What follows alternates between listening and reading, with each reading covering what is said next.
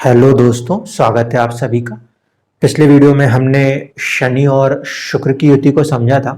अब इस वीडियो में हम शनि और गुरु की युति को समझने की कोशिश करते हैं।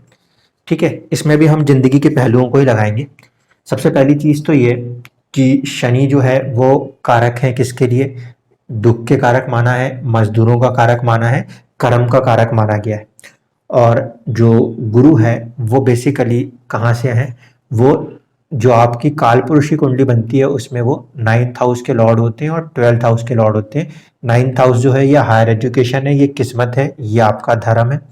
और 12वां घर जो है वो हानि है, वो खर्च है। लेकिन 12वां घर जो है वो 9वें से चौथा होता है, तो धर्म का सुख जो है वो भी 12वां घर देखा जाता है दान्य पुण्य में। तो नक्षत्र के पॉइंट से अगर हम पहले देख लें ऊपर तौर पे, कुंडली के तौर पे, तो हमें दिखाई देता है कि शनि के नक्षत्र आते हैं 4 नंबर में, 8 नंबर में और 12 नंबर की राशि में। गुरु के नक्षत्र जो है वो फैले हुए होते हैं 3 नंबर में, 4 नंबर में, 7 नंबर, 8 नंबर में, 11 नंबर और 12 नंबर में। अब सवाल यह है कि जिंदगी को कैसे कुंडली के साथ कनेक्ट करना है। कुंडली से जिंदगी की तरफ नहीं आएंगे, जिंदगी से कुंडली की तरफ जाएंगे। ठीक है, थोपने वाला काम नहीं करेंगे कि किताब में पढ़ा था थोप दिया इसीलिए सामने वाले ने निबंध लिखा था हमने भी वही लिख दिया, ऐसा नहीं करेंगे। देखिए, गुरु जो होता है वो बेसिकली कारक क्या का है? वो आपको कारक बताया गया है धन का, वो आपको कारक बताया गया है ज्ञान का। ठीक है, ये चीजें हैं जो हम इसके में सुनते आए कि गुरु कारक है आपके धर्म का, गुरु कारक है आपके ज्ञान का, धन का। ठीक है, तो अगर गुरु धन का या ज्ञान का कारक है, इसका मतलब क्या हुआ कि कहीं ना कहीं इसको जोड़ा गया है नॉलेज के साथ। ठीक है, यह है नॉलेज, जुपिटर। और इसको रियल लाइफ में अब आप किसके साथ जोड़ोगे? रियल लाइफ में नॉलेज किसके साथ जोड़ी जाएगी?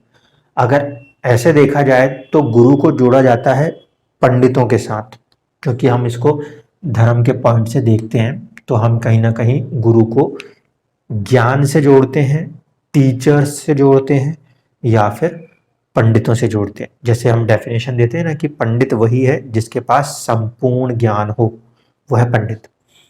तो जुपिटर को अगर समझना है तो जुपिटर को समझने के लिए या तो आप किसी गुरु को समझें। अब गुरु भी कलयुग के गुरु नहीं होने चाहिए। यहाँ पे गुरु से मेरा जो तात्पर्य है वो सिद्ध पुरुष होगा। ठीक है, क्योंकि आजकल का जो मॉडर्न है उस मॉडर्न जमाने के अंदर जो गुरु हैं वो वाला फैक्टर हम नहीं ले रहे। हमारा मेन मकसद है कि जुपिटर का मतलब है एक सिद्ध पुरुष जो उस टाइम पे जैसे तपस्वी होते थे, जैसे हम कहते थे ना कि गुरुकुल में जाके शिक्षा ग्रहण करनी होती थी, वैसे वाले गुरु की बात हो रही है, क्योंकि हायर नॉलेज की बात है, बुकिश नॉलेज की बात नहीं है। तो जुपिटर जो है वो आप एक तरीके के साधु इंसान को देखेंगे कि जो एक तरीके का बहुत ऋषि टाइप का है, साधु टाइप का इंसान है। अब वो अपने साथ ज्ञान भी लेके चलता है और धन भी लेके चलता है। तो सवाल ये उठता है कि सर ऋषि साधु उसके पास तो कोई धन होता ही नहीं, पर जो बुक्स हैं उसके अंदर धन जो है वो बहुत सारे रूपों में बताया गया है। सिर्फ जो आप नोट्स को छापते हैं वो धन नहीं है, क्योंकि जो नोट्स आप छापते हो ना वो एक देश के अंदर छपने वाली करेंसी है। जब हम किसी चीज को जिंदगी पे लगा रहे हैं तो वो ऐसी चीज नहीं हो सकती जो सिर्फ एक देश तक ही बंध के रह जाए। ठीक है, ठंडे दिमाग से समझिएगा कि इंसान भारत में जन्म ले ले, अमेरिका में जन्म ले ले, अफ्रीका में ले ले या न्यूजीलैंड में ले ले, सबकी जिंदगी जिंदगी है। अपने हाथ छपने वाली करेंसी जो आप धन समझ रहे हैं वो धन शुक्र का काम है। यहाँ पे धन का अर्थ जो है, क्योंकि ये सभी की जिंदगी के लिए देखा जा रहा है, तो यहाँ पे धन कहीं ना कहीं ज्ञान के साथ जुड़ा है, वाणी के साथ जुड़ा है। ये उस धन को दर्शाता है। जब ये संत पुरुष उपदेश देते हैं उससे उनको जो प्राप्ति होती है उसे धन कहा गया है। वहां पे उस जमाने में करेंसी तो छपती नहीं थी, लेकिन जब वो उपदेश देते थे उसके बदले में उनको जो भिक्षा मिलती थी वो उस धन की बात की जाती है गुरु के साथ। गुरु उस वेल्थ का कारक है। गुरु किसी छपे हुए नोट को कारक नहीं मानता। और यही कारण है कि रियल जिंदगी के अंदर भी या सदियों पुराने समय से भी जो साधु हैं या जो गुरु हैं उनके पास धन रुपए के पैसे के मामले में नहीं होता। ठीक है, तो यहाँ पे धन को पॉजिटिव वे में समझिएगा। अब गुरु तो हो गया भाई साधु इंसान, इसके पास तो भरा पड़ा पूरा ज्ञान, इसको मिलेगा शनि। तो शनि का हमने क्या दिया है? शनि को हमने लिया है आपका मजदूर। अब जिंदगी में ये दो चीजें हैं, एक आ जाए ज्ञान और दूसरा आ जाए मजदूरी करना। इसका मतलब एक तो आपके पास मौजूद है एक अच्छी सी नॉलेज, ठीक, और साथ ही साथ आपके पास हार्ड वर्किंग स्किल, शनि मजदूर, कड़ी मेहनत, ये मौजूद है। अगर जिंदगी में ये दो चीजें मौजूद हो गई तो क्या होगा? ये जिसके पास ज्ञान होगा वो इस मजदूर को अपना ज्ञान देगा और ये मजदूर अपनी कड़ी मेहनत से किसी नई चीज को कंस्ट्रक्ट कर देगा। इसीलिए मैंने कहा था कि जब कभी भी शनि और गुरु का कॉम्बिनेशन आता है तो ये मैन्युफैक्चरिंग बताता है। मैन्युफैक्चरिंग इसलिए बता देता है क्योंकि इंसान के अंदर कहीं ना कहीं ज्ञान का तत्व है और ज्ञान का तत्व उसके वर्क के साथ, उसके एफर्ट्स के साथ, उसकी मजदूरी के साथ जुड़ जाता है। तो जब आपके पास बहुत अच्छा ज्ञान होगा और आप उसको एक बहुत ही अच्छे मजदूर के साथ, लेबर फोर्स के साथ कनेक्ट कर दोगे तो जाहिर सी बात है कोई ना कोई चीज बन के आएगी। क्योंकि पूरी की पूरी दुनिया में ज्ञान ही ऐसी चीज है जो कि बहुत कम लोगों के पास होता है। ज्ञान का मतलब ये नहीं कि किताब से पढ़ी हुई जस्ट नॉलेज। ज्ञान से मतलब है कि किसी भी चीज में क्या हो सकता है, क्या नहीं हो सकता, ये सारी संभावनाओं को समझ के कुछ एक्ट करना, वो है ज्ञान। इसीलिए गुरु को हम हमेशा काउंसलिंग और टीचिंग के प्लैनेट्स के तौर पे मानते हैं। जो एक्चुअल में जुपिटर है, जिसने एक्चुअल में सारी चीजों को, सारी परिस्थितियों को देखा, सुना, समझा, वही जाके एक्चुअल में गुरु बनता है। सिर्फ किसी एक चीज की आपने डिग्री ली, उसको यहाँ पे गुरु के तत्व पे मत देखिए, क्योंकि फिर वो तो डिग्री है, वो आपने एक्वायर्ड नॉलेज की, वो आपने सीखी नहीं है, आपको सिखाई गई है। एक तोते को रटना सिखा देने से ये थोड़ी है कि वो चीजों को उसी तरीके से कर सकता है जितना कि एक आम इंसान का दिमाग। वही चीज होती है कि जब जिंदगी, ये जीव कारक होता है, जिंदगी जब सिखाती है तो उसको ज्ञान कहते हैं, रियलिटी ऑफ द लाइफ को। और वो जब मिल जाती है शनि के साथ तो ऐसे में जो फॉर्मेशंस होते हैं ये काफी पॉजिटिव फॉर्मेशंस होते हैं। अब यहाँ पे छोटी छोटी दो तीन चीजें समझाऊंगा जो आप सुनते तो हो लेकिन आपको कभी समझ में नहीं आती।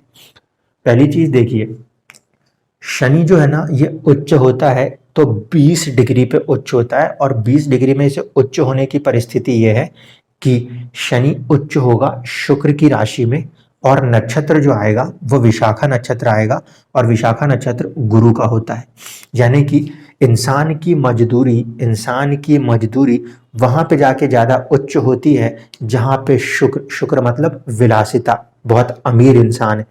और शनि किसके साथ जुड़ता है? जुड़ता है विशाखा नक्षत्र गुरु के साथ। यानी कि जब मजदूरी को बहुत बारीक ज्ञान मिल जाता है, यानी मजदूर के पास बहुत ही बारीक फाइन आर्ट का ज्ञान है, तब वो जाके अच्छा काम कर देता है, और सबसे ज्यादा पैसा देने वाला शुक्र वहां पे शनि को, मजदूर को अच्छी कीमत देता है। तो शुक्र जो है उसकी राशि लगती है, गुरु का नक्षत्र लगता है, तब जाके शनि जो है वो कहीं ना कहीं अपने आप को उच्च करता है। फिर से समझ लीजिए, शनि जो है वो लेबर है, वो वर्क है, वो कर्म है। तो वो कर्म जब अच्छे से ज्ञान को हासिल कर लेता है और साथ ही साथ उसको सपोर्ट करने के लिए जो एक अच्छी कंडीशन आती है वो आती है तुला राशि, बैलेंस्ड राशि, शुक्र की पॉजिटिव राशि। वहां पे जाके शनि अपने आप को उच्च का करता है, क्योंकि शुक्र वहां पे उसको उसकी कीमत जो हो सकती है उस काम की वो दे सकता है, धन दे सकता है। ये कॉम्बिनेशन तब काम करता है। तो ये समझ में आ गया आपको कि जो शनि है ये गुरु के नक्षत्र में जाके ही उच्च का होता है, परम उच्च का होता है, डिग्री होती है 20 डिग्री। इसी तरीके से ज्ञान जो होता है, ज्ञान गुरु, वो उच्च का होता है पुष्यामी नक्षत्र में, और गुरु हमेशा उच्च होता है 5 डिग्री पे। किस राशि में जाके? जल तत्व की राशि कर्क में जाके। जल तत्व की राशि कर्क का मतलब है इमोशंस। इमोशंस यानी कि जब ज्ञान के साथ इमोशन भी जुड़ जाए, और नक्षत्र किसका जुड़ रहा है, शनि का, उसके इमोशंस के साथ उसका वर्क भी अच्छे से जुड़ जाए, जब ज्ञान के साथ इमोशन और साथ ही साथ हार्ड वर्क। अब देखिए नक्षत्र जुड़ रहा है शनि से, तो हम कहेंगे कि ज्ञान जो है वो पहले कर्म से जुड़ जाए और उस कर्म के अंदर इमोशंस आ जाते हो, तब जाके एक अच्छा गुरु फॉर्म होता है, एक उच्च का गुरु फॉर्म होता है, ऐसा गुरु फॉर्म होता है जो बिना किसी लालच में अपने ज्ञान को दूसरे को दे सकता होगा। और गुरु नीच कहाँ होता है, गुरु नीच हो जाता है शनि की राशि में आके, फिर आएगा 5 डिग्री, लेकिन नक्षत्र किसका आएगा, नक्षत्र आ जाएगा वहां पे कहीं ना कहीं आपको सूर्य का देखने को मिलेगा। तो जब सूर्य का नक्षत्र आएगा उसके अंदर गुरु नीच का क्यों होगा, देखिए शनि कर्म की राशि है, कर्म की राशि में तो गया गुरु, ठीक है, ज्ञान चला गया कर्म की राशि में, लेकिन शनि के नक्षत्र में नहीं आया, किसके नक्षत्र में चला गया है, सूर्य के नक्षत्र में। सूर्य का नक्षत्र क्या दे सकता है, ईगो देने की संभावना रखता है, क्योंकि उसमें मैं का तत्व ज्यादा है। जब मैं का तत्व ज्यादा है और ज्ञान भी ज्यादा है तो वो इंसान कर्म नहीं करेगा, क्योंकि भाई मेरे अंदर ज्ञान है, मेरे अंदर बहुत ईगो है, मैं क्यों कर्म करूंगा, नहीं करूंगा। ये रियलिटी ऑफ द लाइफ है। इस कारण से जब गुरु सूर्य के नक्षत्र से कनेक्ट हो जाएगा और शनि की राशि में चला जाएगा तो फिर वो कर्म नहीं करता, इसलिए वहां पे हम मानते हैं कि गुरु नीच का हो जाता है। यानी कि आपके पास कितना भी अधिक ज्ञान क्यों ना हो, आप कर्म को नहीं कर पाओगे, परिस्थितियां आपको उस तरीके से निकलने को नहीं देंगी, क्योंकि कहीं ना कहीं ईगोस क्लैशेस होने लगते हैं। तो ये है उच्च और नीच की तरफ से आपका ज्ञान। शनि जो है वो जब नीच होता है तो वो नीच होता है शुक्र के नक्षत्र में, और राशि होती है मंगल की, क्योंकि मंगल उससे मजदूरी भी करा रहा है। शुक्र जो है वो विलासिता है, और वो बेचारा जो मजदूर है वो ना तो विलासिता में काम कर पा रहा है और ना ऊपर से जो मंगल उससे डिसिप्लिन में काम कराना चाहता है वो हो पाता है, तो वहां शनि नीच होता है। तो जब हम इस कॉम्बिनेशन को रीड करने जाते हैं तो हम इस तरीके से मानते हैं कि अगर किसी कुंडली में गुरु और शनि का कॉम्बिनेशन बनता है तो वो है कि इंसान के पास बहुत ही अच्छा एक ज्ञान हो, और उस ज्ञान के साथ साथ आपका हार्ड एफर्ट, हार्ड वर्किंग जुड़ती है, तब ये कॉम्बिनेशन बहुत अच्छा है और ये दुनिया के किसी भी चीज को क्रिएट कर सकता है, क्योंकि नॉलेज भी है और विजडम के साथ साथ आपका जॉब या आपका वर्क करने का, कर्म करने का एक स्ट्रॉन्ग बेस भी है। अब इसको कुंडली से देख लीजिए। यह है धर्म का भाव। इंसान के अंदर धार्मिकपन है, मतलब वो दूसरों के लिए कुछ करना चाहता है। धर्म बेसिकली ये नहीं है कि मंदिर में जाके अपने लिए कुछ मांगना। धर्म का मतलब होता है कि दूसरों के लिए भी आप दान कर रहे हो और दूसरों के लिए चीजों को मांग रहे हो, तब उसे धर्म कहते हैं। खुद के लिए मांगी हुई चीज को कभी धर्म से नहीं जोड़ा जाता, वो तो सेल्फिशनेस होती है। तो जब दूसरों के लिए कर्म करने की क्षमता, ये धर्म का पॉइंट जब कर्म के साथ मिल जाता है तो वो बनता है धर्म कर्म अधिपति योग। और ये धर्म कर्म अधिपति योग आपको मोस्टली सुनने को मिलता है जब आप भृगुनंदी नाड़ी को यूज करते हैं।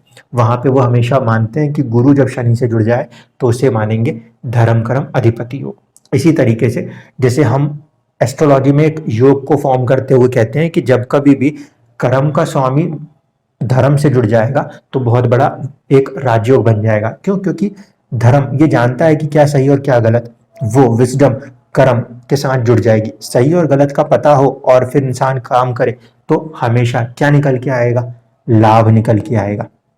तो जब कभी भी शनि और गुरु के आपस में कॉम्बिनेशंस होते हैं, वहां पे ये वाला कॉम्बिनेशन भी फ्रेंडली है। देखिए 1 2 3 4 ये सारी की सारी जो राशियां हैं आपस में लिखी हुई हैं, ये सबकी सब फ्रेंडली राशियां हैं, क्योंकि यहाँ पे कोई भी पांचवा तत्व नहीं आ रहा। मैंने आपसे कहा था कि आगे के 4 और पीछे के 4 हमेशा दोस्त होते, तो इनमें सभी के सभी जो है वो फ्रेंडली हैं और नेचुरली ये आपस में न्यूट्रल है।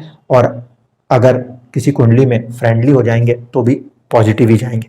साथ बैठ जाएं तो हम उसको बोलते हैं कि वो तत्कालिक तौर पे शत्रु हो गए, लेकिन इनका जो रिजल्ट है वो कहाँ पे नजर आता है, वो नजर आता है कहीं ना कहीं इंसान का हार्ड वर्किंग एफर्ट, जो कि दूसरों के लिए बहुत बड़ा कुछ करना चाहता है।